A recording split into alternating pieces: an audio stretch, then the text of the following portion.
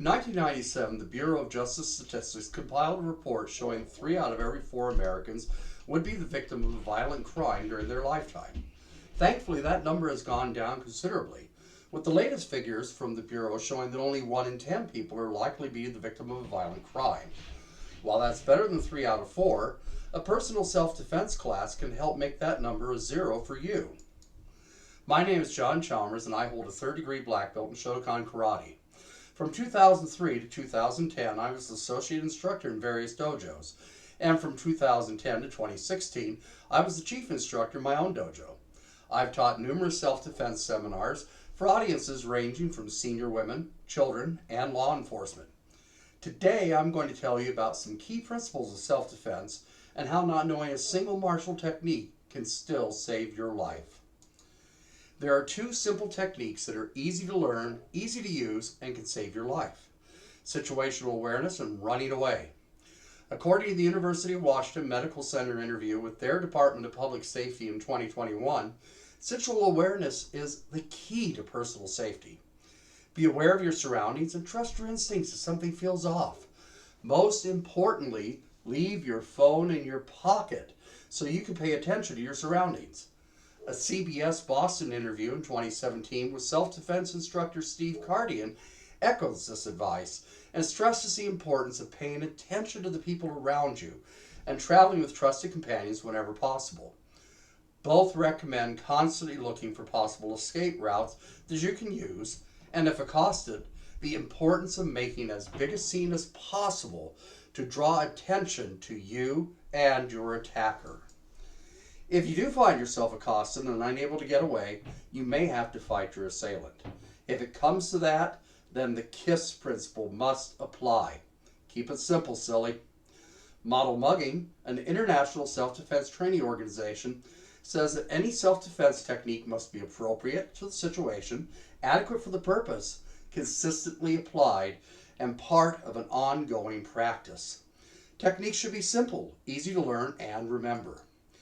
I have a beautiful technique that can drop a strong man to his knees with a simple handshake. No strength needed. The problem is it took me years of training to get to that point and constant practice to do it right.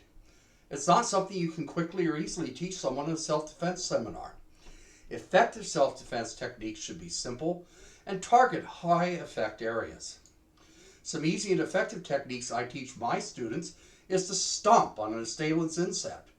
Rake their eyes with your nails or with keys, or, if they're a man, grab their testicles and twist hard. Whatever you do, it needs to be quick and decisive. The final thing I always cover in a self-defense class is the legalities of self-defense, because it is easy in the eyes of the law to go from being the victim to the perpetrator. Self-defense law varies from state to state, so you should always consult a legal expert on the laws in your state. But the Hester Law Group has their own website with these guidelines for understanding self-defense, which generally apply in most states. The first principle is that there must be an imminent threat. The threat must be immediate and unavoidable. The next principle is that force used must be proportionate to the threat. If someone hits you with a pool noodle and you pull out a gun and shoot them, the courts aren't likely to consider that self-defense. Next is reasonableness. You must have a genuine belief that force is necessary to defend yourself or another from harm. The standard is that a reasonable person would agree with your belief. The final piece is where the law varies the most from state to state. Some states say that you have a duty to retreat if you're able, and other states have enacted stand your ground laws that don't require you to run away.